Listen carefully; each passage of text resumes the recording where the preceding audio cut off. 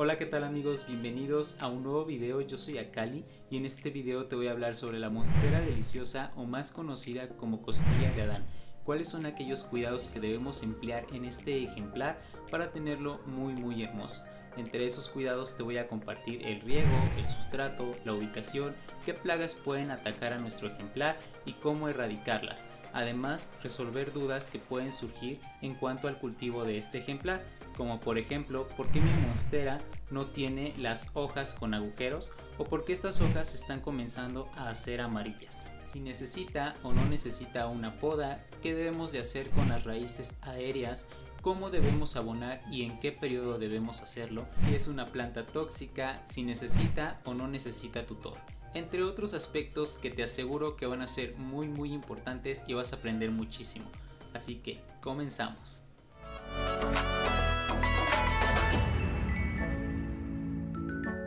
La monstera deliciosa o serimán es originaria de las selvas tropicales, desde el sur de México hasta el norte de América del Sur, y pertenece a la familia de las aráceas. Este magnífico ejemplar es mundialmente conocido como costilla de Adán. Se le da este nombre por sus hojas en forma de costillar, y su nombre científico, que es monstera deliciosa, por la palabra latina para monstruosa o anormal, ya que sus hojas son de tamaño inusual y cuentan con agujeros naturales, además del sabor de su fruto, que en condiciones óptimas puede ser consumible y tiene un sabor similar al de la piña. La costilla de Adán es considerada una de las plantas de interior más resistentes, fáciles de cuidar y sumamente decorativas, por lo cual es muy usada en hoteles, restaurantes, oficinas, habitaciones, terrazas y todo lo que te puedas imaginar, ya que tiene un gran poder de sofisticación y elegancia, haciendo lucir de la mejor manera aquel lugar en donde decidas colocarla. E incluso estas hojas tan inusuales son muy valiosas en la floristería, por lo cual es muy usado en diversos arreglos florales. Y bueno amigos, mientras hacemos el trasplante de una de estas hermosas, yo te voy a ir guiando paso a paso sobre los cuidados que tenemos que emplear y aquellas cosas que tenemos que tener en consideración para este ejemplar. En primer lugar, vamos a optar por una maceta un poco más grande que en la que ya viene o en la que la hemos adquirido. Nunca vamos a utilizar una maceta más pequeña. En lo personal me encantan las macetas de barro, ya que nos ayudan mucho con la transpiración, pero también puedes utilizar plástico o cerámica. No abuses demasiado en cuanto al tamaño, utiliza uno apropiado. Es muy importante que nosotros coloquemos una capa drenante al fondo de nuestra maceta. Puedes optar por colocar cualquier piedra volcánica, puedes utilizar también carbón o también puedes reutilizar macetitas de plástico. La finalidad de esto es que no haya ningún encharcamiento, que al momento de que nosotros realicemos nuestro riego, esta agua descienda completamente. En cuanto al sustrato, no es una planta exigente, pero tenemos que tener en cuenta que debe de ser un sustrato bastante esponjoso, que no se comprima. Podemos utilizar algo orgánico como tierra universal para plantas, puedes utilizar tierra negra, puedes utilizar mantillo de hoja, tierra de huizache, y si nos percatamos que se compacta mucho, entonces vamos a hacer uso de perlita, vermiculita, viruta, cascarilla de arroz. El hecho es que debemos lograr un sustrato bastante suelto que favorezca el drenaje y por supuesto la aireación. De hecho, quiero mostrarte el sustrato que viene en esta monstera. Y mira, como puedes ver es puro mantillo de hoja. Es un sustrato bastante suelto, la raíz se ve súper sana y como puedes ver pues ha crecido muy hermosa. Y al momento de realizar nuestro riego el agua desciende súper rápido y como puedes ver conserva la humedad que ella necesita para poder crecer y desarrollarse en condiciones óptimas. Esto es lo que tenemos que lograr. En cuanto al trasplante, lo podemos hacer cada 2 años y de esta forma vamos a disfrutar de dimensiones extraordinarias en nuestra monstera. Te recomiendo que lo realices a inicios de la primavera. Aprovecho para hablarte un poquito sobre el abono. Lo ideal es una dosis cada 15 días desde el comienzo de la primavera hasta finales de verano, pero pues también puedes hacerlo una vez al mes durante la primavera y no pasa nada.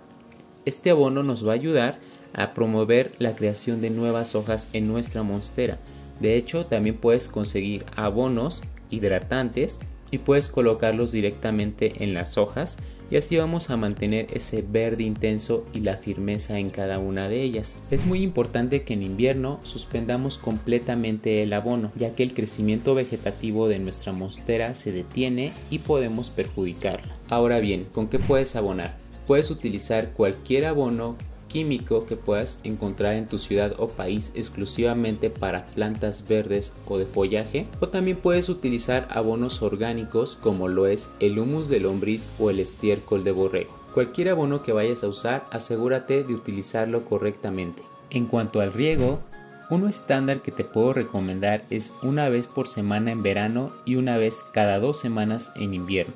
Debes tener en cuenta que nunca debes encharcar la maceta o el sustrato. Eso no le hace bien. Desde mi experiencia, yo dejo secar entre riego y riego y jamás me he excedido ni jamás la he dejado con poca agua. Y de esta forma nos aseguramos que haya una correcta humedad en el sustrato, más no un encharcamiento. De hecho, la ubicación va a influir mucho en el riego que le vas a brindar. Ejemplo, si la tienes en el interior de tu hogar, el sustrato va a permanecer húmedo por más tiempo. Incluso puedes hacer un riego cada 15 o 20 días. En cambio, si la tienes en un lugar exterior, en un lugar cálido, en donde recibe un poquito de aire, el sustrato se te va a secar más rápido, por lo cual a lo mejor vas a necesitar hacer un riego cada semana. Así que toma en cuenta mucho este aspecto antes de decidir cada cuándo vas a emplear tu riego. En cuanto a la ubicación, si quieres que crezca grande y fuerte, lo mejor es ponerla en un lugar cálido y luminoso, pero sin sol directo. Ejemplo, en interior necesita un lugar muy luminoso y en exterior prefiere estar a la sombra sin un sol directo, ya que el sol directo puede quemarla. En cuanto a la temperatura, nuestra monstera prospera muchísimo mejor entre los 20 y 30 grados centígrados, siempre y cuando haya una alta humedad ambiental. Por debajo de los 10 grados centígrados ya tenemos que preocuparnos, ya que las heladas pueden ocasionar la muerte en nuestra planta. Es importante que sepas que en su hábitat natural, nuestra monstera deliciosa crece dirigiéndose hacia el punto más oscuro que puede encontrar, y cuando encuentra el tronco de algún árbol, se adhiere a él y comienza a trepar. Esto significa que nuestra costilla de Adán es una planta epífita, que crece sobre otro o vive sobre otro. Esto no quiere decir que perjudica al árbol o lo beneficia, sino solamente lo utiliza para poder conseguir la luz necesaria. Así que si te das cuenta que tu costilla de Adán comienza a desarrollar raíces aéreas, no las cortes. Ellas sirven para poder trepar y absorber los nutrientes del ambiente. Y si tienes duda si es necesario colocar un tutor en tu costilla de Adán, la respuesta es sí. El tutor nos va a ayudar a guiarla, darle forma y apoyar, además de favorecer su crecimiento. Recuerda que nuestra monstera es una planta trepadora. En cuanto a las raíces aéreas, si has decidido entutorar tu monstera, guía las raíces hacia el tutor para que se agarren de él.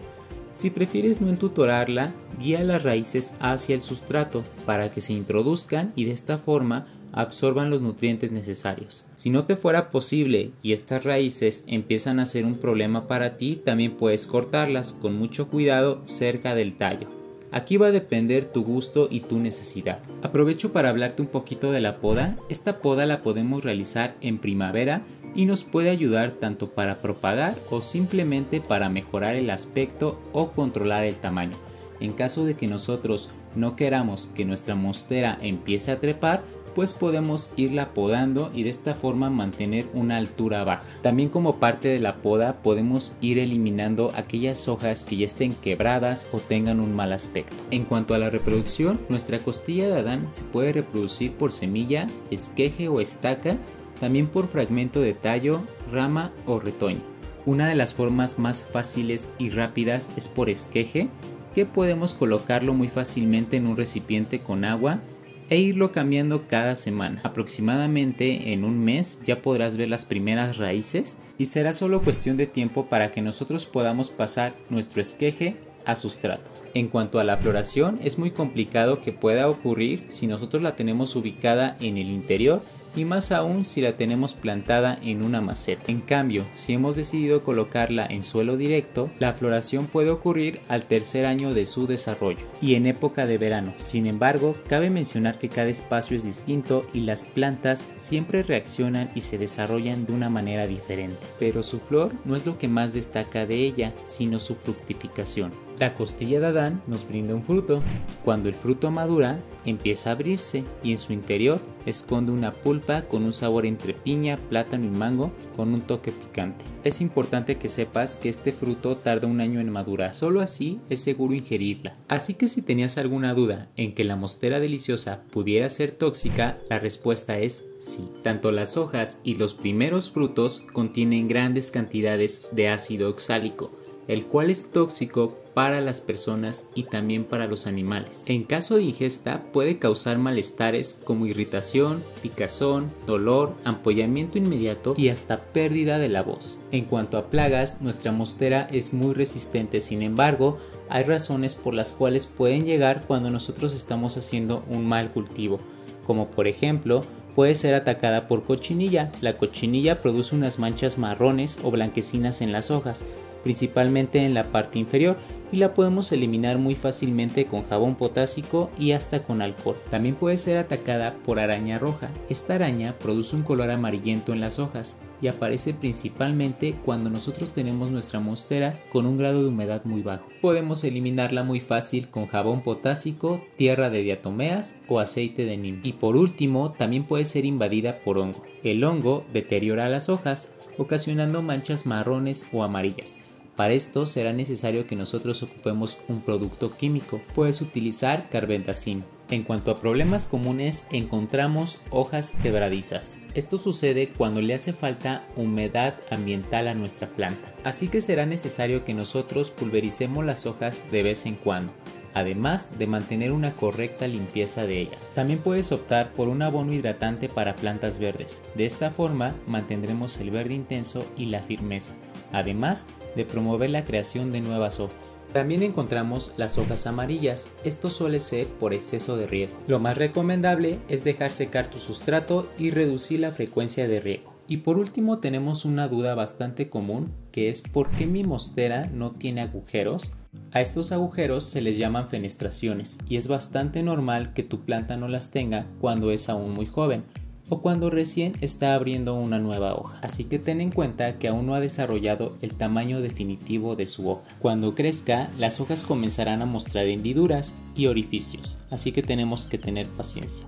Pero si aportamos la humedad suficiente y evitamos encharcamiento en el sustrato, nuestra mostera se va a desarrollar sin problema. Quiero comentarte que desde mi experiencia a esta planta no le gustan las corrientes de aire muy bruscas. Hay algunas teorías que intentan explicar la razón de sus agujeros. Una de ellas nos dice que debido al gran tamaño de sus hojas, los agujeros existen para permitir que la planta sobrelleve las condiciones climáticas como las fuertes corrientes de aire o lluvias torrenciales. De esta forma, sufriría el menor daño posible. La segunda teoría está basada en que son parte de un mecanismo de la planta para aprovechar la mayor cantidad de luz posible en condiciones selváticas. Y bueno amigos, como dato curioso, según el Feng Shui es una de las plantas ideales para atraer dinero, fortuna y suerte, ya que ayuda a optimizar el flujo energético en el hogar. Esto es porque esta especie de planta posee y ayuda a filtrar todas las malas vibras que se encuentran alrededor. ¿Qué te ha parecido? Me encantaría leer tu opinión en la parte de los comentarios.